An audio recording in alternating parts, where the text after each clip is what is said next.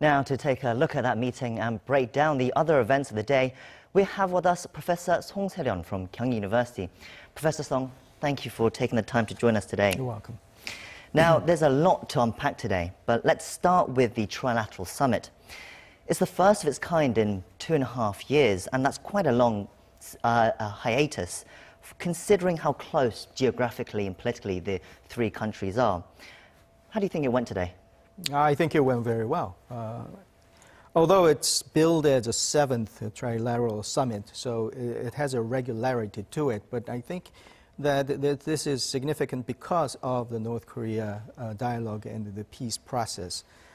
In that sense, it was a necessary and timely dialogue among the key players, and sort of like lining the ducks in a row before the big talk between the North Korea and the United States.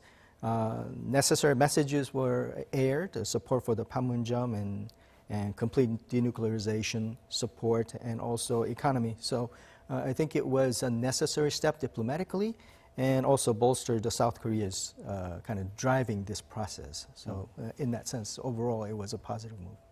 Could you almost say North Korea brought these three together at this point in time? Right. At this point, North and South Korea is driving it. But if you look at it, it all started from the North Korea's New Year's message, belligerent to the U.S., but at the same time talking about, bettering the relationship between North and South Korea. And I think it kind of set everything into motion.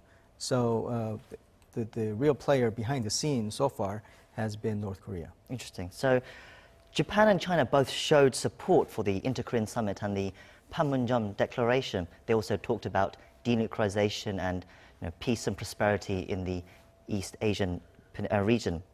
Now, how important is the role of Japan and China, and how important is the role of South Korea as a mediator in the situation?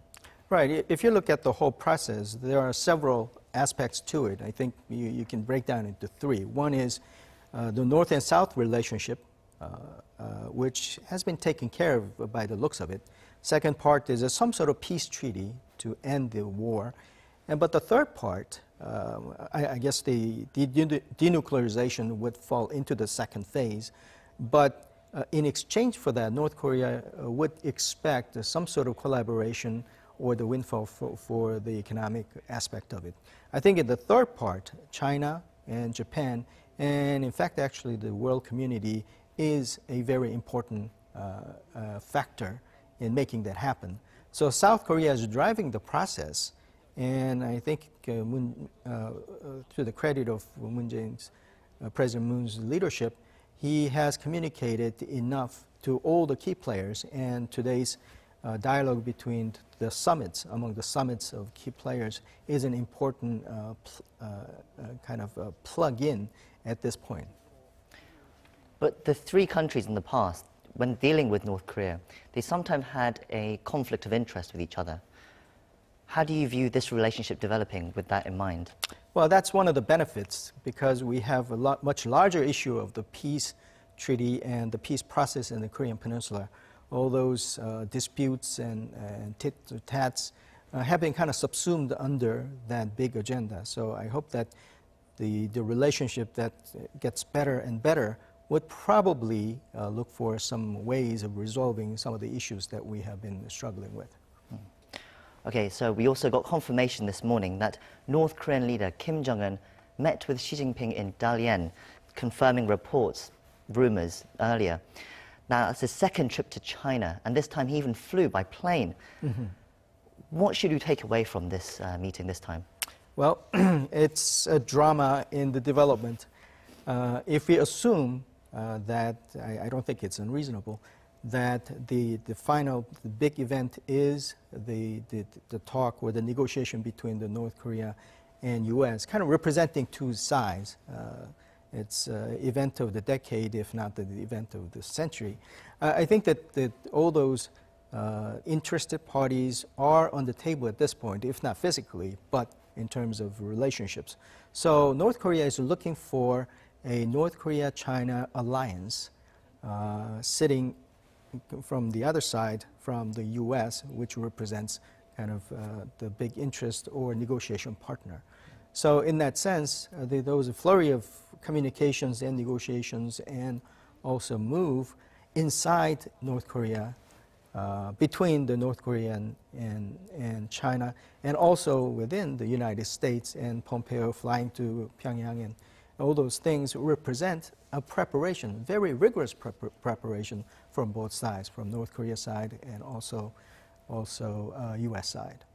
You mentioned there just now, U.S. sending U.S. Secretary of State Mike Pompeo to Pyongyang. Mm-hmm. That was obviously revealed quite surprisingly by Trump when they were talking about the when they were talking about withdrawing from the Iran deal.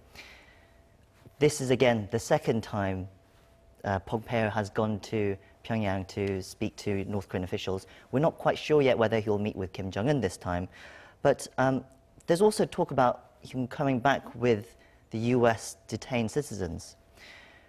Should we see these developments as a positive sign? I think it was a positive sign and also expected sign. We were expecting that North Korea will offer some sort of gesture of peace and the humanitarian side. So detainees in North Korea is perfectly fits that bill. I wouldn't be surprised if Pompeo flies back with the 3 detainees. But on the other side is that probably the big news that come out of this visit would be the place and time for the big summit between the North Korea and Trump. So we got 2 issues. Do they want to do it all at the same time, or do they want to parse it out to increase the dramatic effect? Right. It's up to them, I guess. Right, because they've been teasing us about the time and place for quite a few days now, quite a few weeks. Trump himself today as well mentioned, that they have a time and place and that they will make an announcement soon. Mm-hmm. Why do you think they have been delaying it so far? Do you think it's just a matter of timing? Do you think it's just they want to get all the details in first? Right. I think it's driven by the details, and probably the considering the significance of this meeting, the place and time, I think, is very important. That's why you need to have all the necessary dialogues before that happens. So trilateral summit today has that significance as well. And also, I think people are speculating whether it be Panmunjom or the third countries. So I don't think we have resolved that, although those people who have decided it already know it. It's a matter of announcement.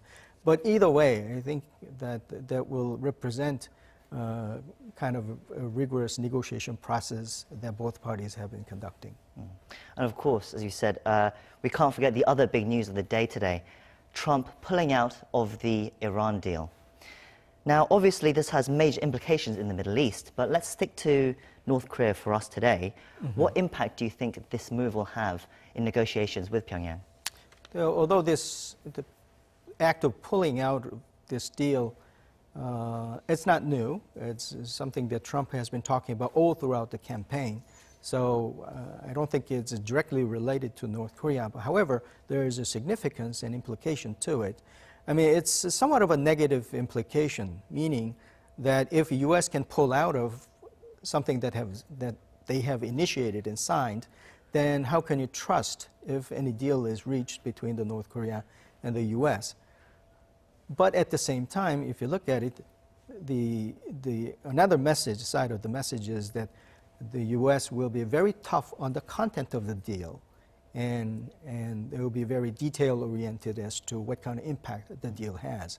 So it's all the more reason that the detail is very important, and I think that's why the working level negotiation at this point might be much more significant at this point of the juncture, so that what kind of denuclearization they come up with and what kind of framework they put in for economic collaboration between the U.S. and the North Korea and with the adjoining countries and frankly with the whole global community.